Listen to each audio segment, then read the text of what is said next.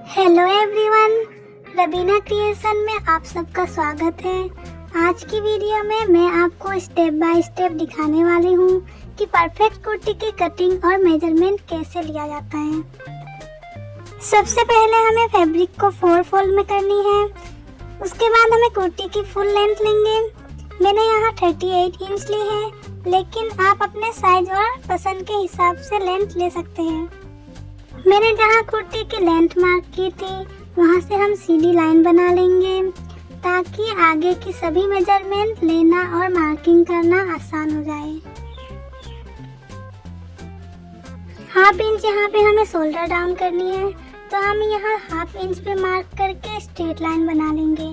Shoulder down करना हमारे लिए बहुत ज़रूरी है क्योंकि फिटिंग इसी पे अच्छी आती है। अब शोल्डर से 6 इंच पे हम मार्क करके यहाँ पे स्ट्रेट लाइन बना लेंगे।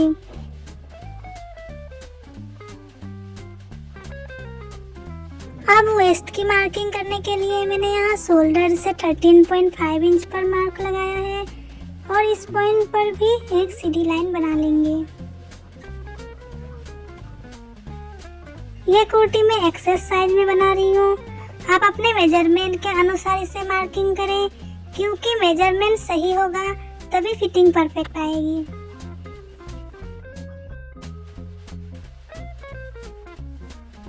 अब हिप की मार्किंग करते हैं। मैंने यहाँ ऊपर से 20 इंच मेजर करके मार्क लगाया है ताकि फिटिंग बिल्कुल सही आए।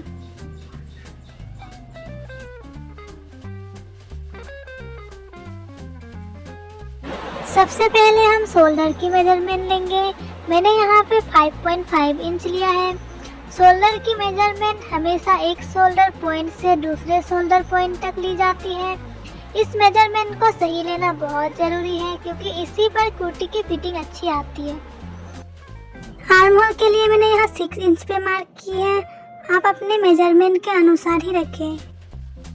अब हम चेस्ट का चौथा हिस्सा लेकर मार्क करेंगे। मैंने यहाँ 7 इंच लिया है और मैं साइड डोरी बनाने वाली हूँ, तो मैंने यहाँ 8 इंच पे मार्क किया है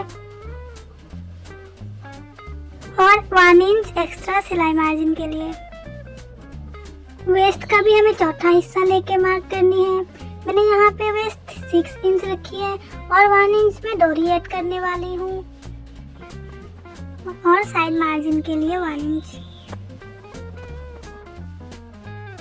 अगर आपको साइड डोरी नहीं बनानी है तो आप यहाँ पे 1.5 इंच मार्जिन लें। सेम तरीके से हमें हिप का भी चौथा हिस्सा लेके मार्क करनी है। मैंने यहाँ पे 8 इंच पे मार्क लगाया है। अब फिटिंग वाली मार्किंग को फिटिंग से और मार्जिन वाली मार्किंग को मार्जिन से मिलाकर लाइन बना लेंगे।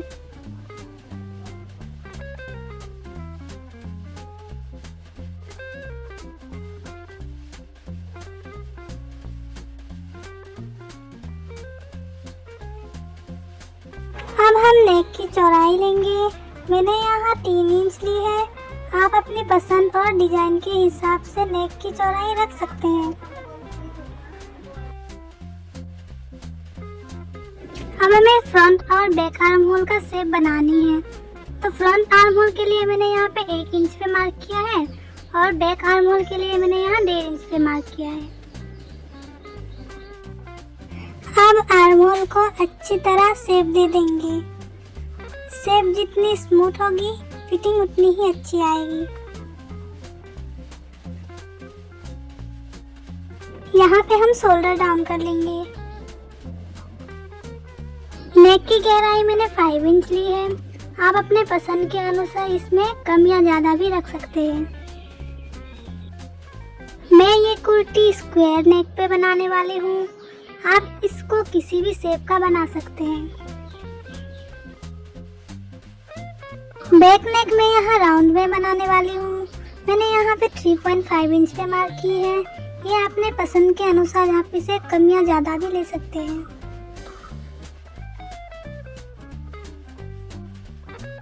बैक नेक के लिए हम यहाँ गोलाई बना लेंगे।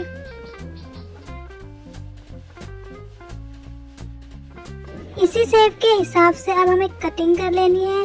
पहले हम हम बैक पार्ट की कटिंग करेंगे। कटिंग हमेशा ध्यान से करें। फिर यहाँ से हम बैक पार्ट को निकाल के फ्रंट पार्ट की भी कटिंग कर लेंगे।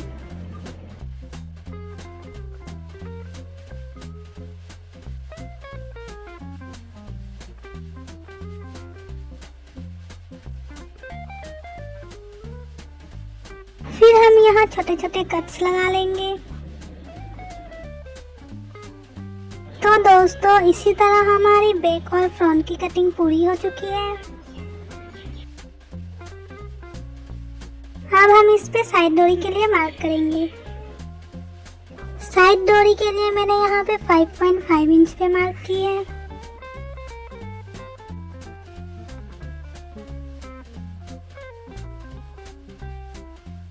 अब इसी को फोल्ड करके हम दूसरे साइड में भी मार्क लगा लेंगे।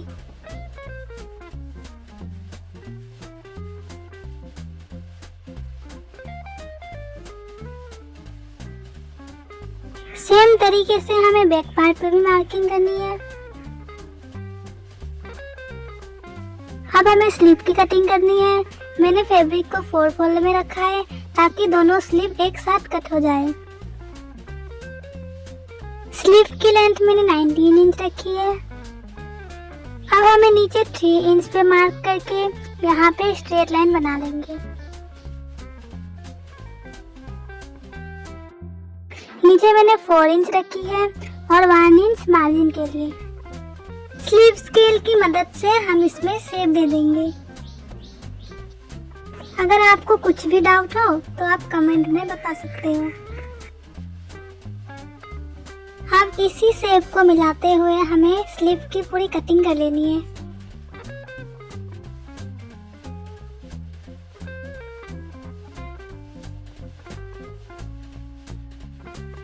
तो दोस्तों, इसी तरह हमारी कुर्ती की पूरी कटिंग कंप्लीट हो गई है।